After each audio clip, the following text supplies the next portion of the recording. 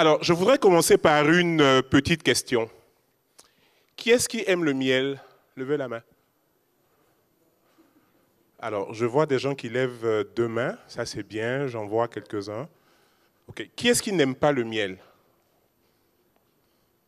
Ah, il y en a quand même. OK.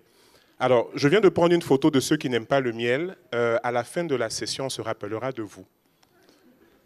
Mon nom est Eric Kakou et je suis cofondateur et directeur général de ESP, Entrepreneurial Solutions Partners.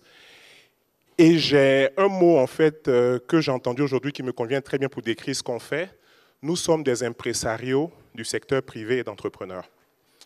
Donc, je voulais en fait aujourd'hui vous raconter l'histoire d'une jeune dame qui produit ces petits sticks. Donc, pour ceux d'entre vous qui aiment le miel, il y en a environ 240. Et j'espère que chaque personne dans la salle aura le privilège de prendre un des sticks et de pouvoir le goûter.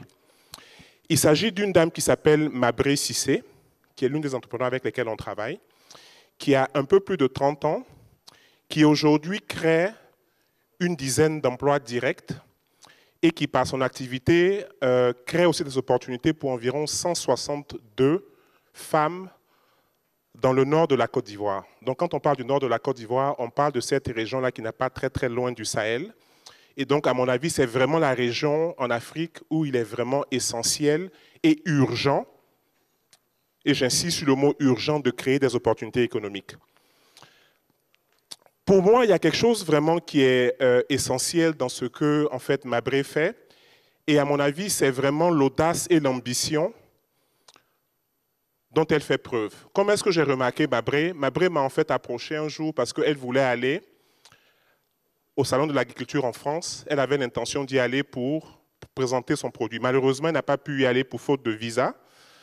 J'espère que certains des acteurs dans cette salle qui sont peut-être dans l'agribusiness seront prêts en fait à la rencontrer.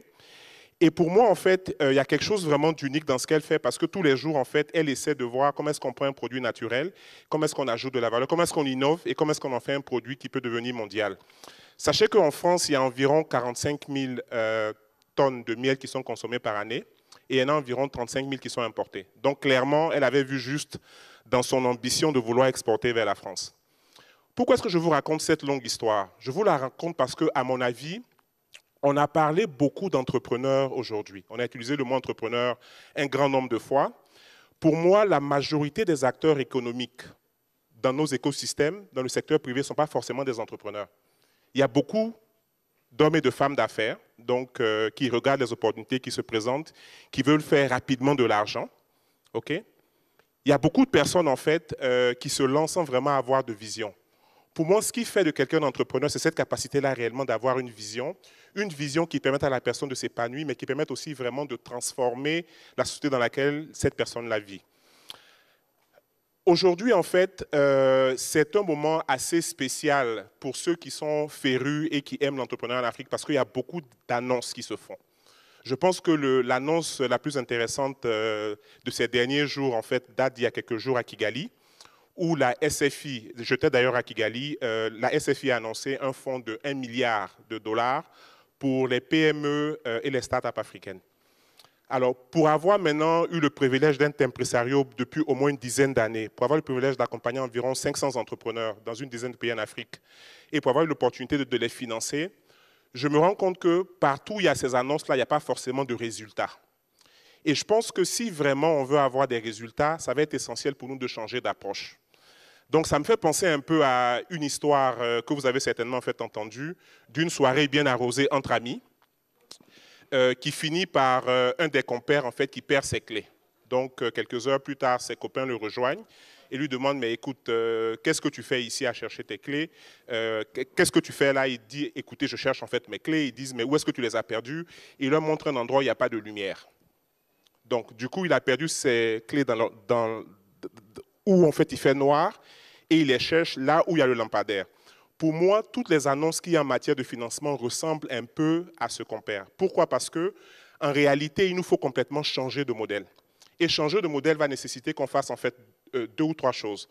La première chose, il va falloir essentiellement que les entrepreneurs eux-mêmes mettre à jour un peu ce qu'ils font. Donc, il va falloir réellement qu'ils soient capables d'articuler leur vision, de se faire accompagner, de créer des produits innovants. Et souvent, ça peut être aussi simple que d'emballer un produit naturel de qualité, comme Mabré le fait. Il va falloir aussi qu'au niveau réellement de tout ce qui est financement, on se rende compte que ce dont vraiment les entrepreneurs ont besoin, c'est de l'accompagnement. Et quand je parle de l'accompagnement, l'image qui me vient en tête, c'est un peu celle du pâté. Vous voyez partout, pâté de foie, pâté d'oie, etc.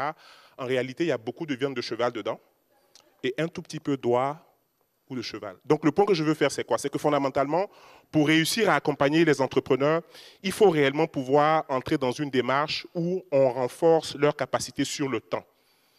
Et très souvent, la majorité des programmes qu'on fait, on essaie de toucher un maximum d'entrepreneurs très très vite et on le fait d'une façon tellement rapide qu'on n'a pas vraiment le temps de les accompagner, de mettre en place des systèmes qu'il faut. Et donc pour moi, fondamentalement, j'aimerais vraiment nous inviter tous à repenser la façon dont on essaie d'accompagner les entrepreneurs, que ce soit ceux qui sont en Europe ou alors ceux qui travaillent en fait en Afrique. J'aimerais peut-être finir en fait avec une petite histoire en fait.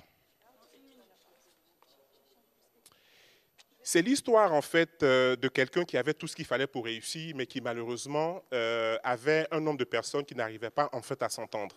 Donc ces personnes-là passaient tout le temps à se battre, et donc elle décide de les mettre ensemble et elle décide de leur faire toucher en fait un petit animal.